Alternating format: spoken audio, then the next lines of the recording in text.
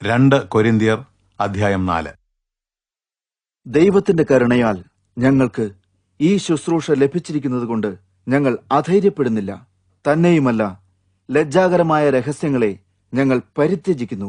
ചതിവ് പ്രയോഗിക്കുകയോ ദൈവത്തിന്റെ വചനം കോട്ടിക്കളയുകയോ ചെയ്യാതെ സത്യം വെളിപ്പെടുത്തിക്കൊണ്ട് ഞങ്ങൾ ഞങ്ങളെ തന്നെ ദൈവസന്നിധിയിൽ എല്ലാവരുടെയും മനസ്സാക്ഷിക്ക് സ്വീകാര്യരായി സമർപ്പിക്കുന്നു. ഞങ്ങളുടെ സുവിശേഷം മൂടുപടത്താൽ മറഞ്ഞിരിക്കുന്നുവെങ്കിൽ അത് നശിച്ചുകൊണ്ടിരിക്കുന്നവർക്ക് മാത്രമാണ്. ദൈവ പ്രതിരൂപമായ ക്രിസ്തുവിന്റെ തേജസ്സുള്ള സുവിശേഷത്തിന്റെ വെളിച്ചം തങ്ങളുടെ മേൽ പ്രകാശിക്കാതിരിക്കത്തക്കവണ്ണം ഈ ലോകത്തിന്റെ ദൈവം അവിശ്വാസികളുടെ മനസ്സ് അന്ധമാക്കിയിരിക്കുന്നു.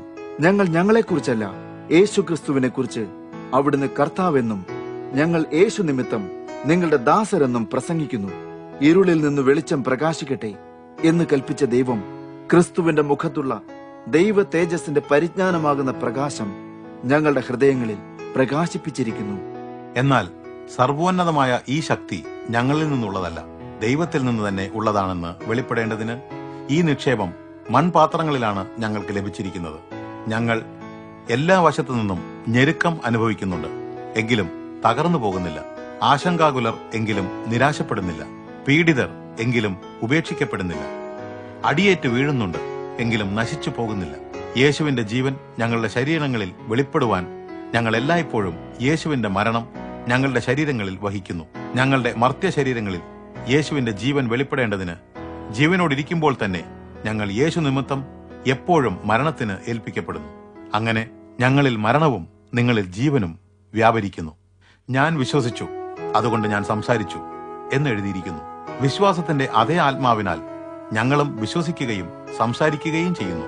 എന്തുകൊണ്ടെന്നാൽ കർത്താവായ യേശുവിനെ മരിച്ചവരിൽ നിന്ന് ഉയർപ്പിച്ചവൻ ഞങ്ങളെയും യേശുവിനോടുകൂടെ ഉയർപ്പിച്ച് നിങ്ങളോടൊപ്പം തന്റെ സന്നിധിയിലേക്ക് കൊണ്ടുവരുമെന്ന് ഞങ്ങൾ അറിയുന്നു. ഇതെല്ലാം നിങ്ങളുടെ പ്രയോജനത്തിനായി തന്നെ അധികമധികം ആളുകൾക്ക് കൃപ ലഭിക്കുവാനും അതുനിമിത്തം ദൈവമഹത്വത്തിനായി അവരിൽ നിന്ന് സ്തുതിസ്തോത്രങ്ങൾ നിറഞ്ഞു കവിയുവാനും ഇടയാകുമല്ലോ. അതുകൊണ്ട് ഞങ്ങൾ അധൈര്യപ്പെടുന്നില്ല. ഞങ്ങളിലെ ബാഹ്യ മനുഷ്യൻ ക്ഷയിച്ചുകൊണ്ടിരിക്കുന്നുവെങ്കിലും ആന്തരിക മനുഷ്യൻ നാൾക്കുനാൾ പുതുക്കം പ്രാപിച്ചുകൊണ്ടിരിക്കുന്നു. ലഘുവും ക്ഷണികവുമായ ഞങ്ങളുടെ കഷ്ടതകൾ അത്യന്തം ഘനമേറിയ നിത്യ തേജസ് ഞങ്ങൾക്ക് നേടിത്തരുന്നു. അതുകൊണ്ട് കാണുന്നതിനെയല്ല, കാണാത്തതിനെ തന്നെ ഞങ്ങൾ നോക്കിക്കൊണ്ടിരിക്കുന്നു. കാണുന്നത് താൽക്കാലികം, കാണാത്തതോ നിത്യം.